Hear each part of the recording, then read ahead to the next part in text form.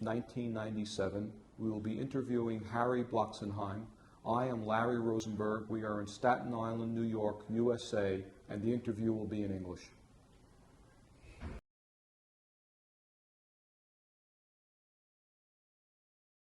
In your caso, like I was a barber named Goodman.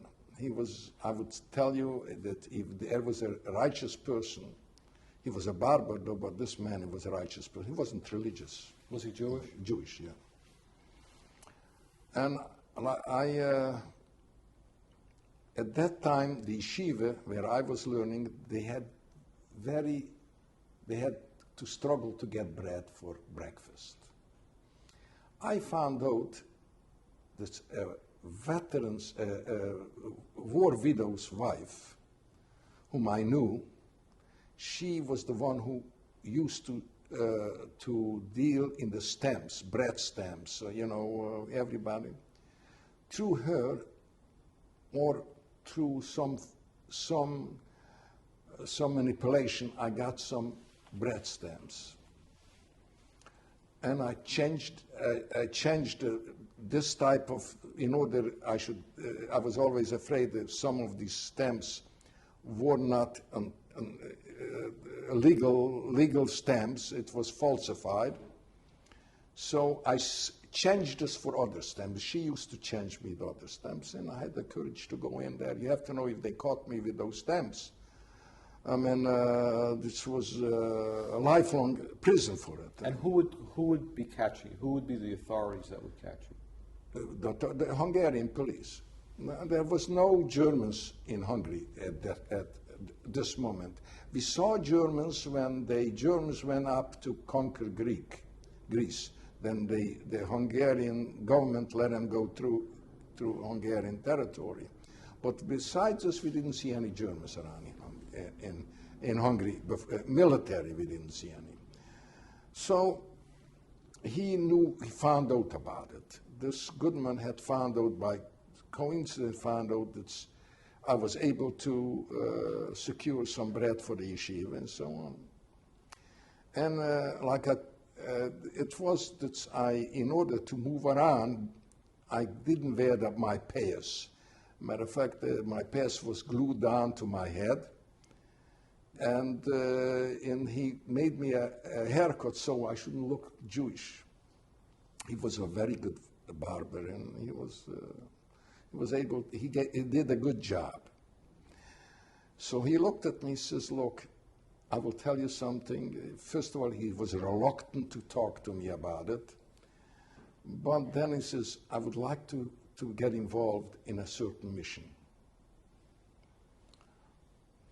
So, but one thing, if you are not able to keep the secret, even for your parents, I don't want you to get involved in it. This is a very How old were you at this point? At this point, I was around 17, approximately 70 years old. He says, look, I will not give you any addresses. You cannot have any addresses in your pocket.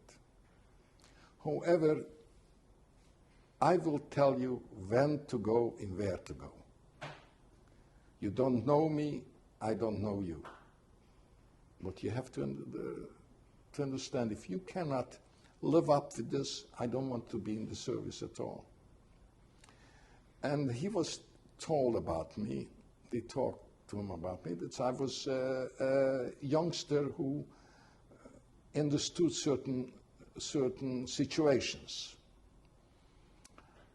So I was given an address to go on to the Zsigvásár, which was where they sold old things, for instance, old clothing, but this was a special market where that was done. It was on Üllő utca in Budapest. So I got from him, I don't know if he gave me money or I had my own money at that time because of the trading those things. My father asked me, why are you going to Budapest? So I told him, I gave him a story, but I definitely didn't tell him that, because my town wasn't far away from where we lived. So I went to Budapest, And on this marketplace, they told me, for instance, today you're going over there, somebody is selling lingeries, all lingeries. You go to him. At this point, you will be around there. You will give a certain password. I don't know, and you will receive papers on Aryan papers. My name was Kiglinch Joseph. My father's name was Kiglinch Istvan. I was born in Zolokopany, and this was how I got papers, false papers with a picture in it.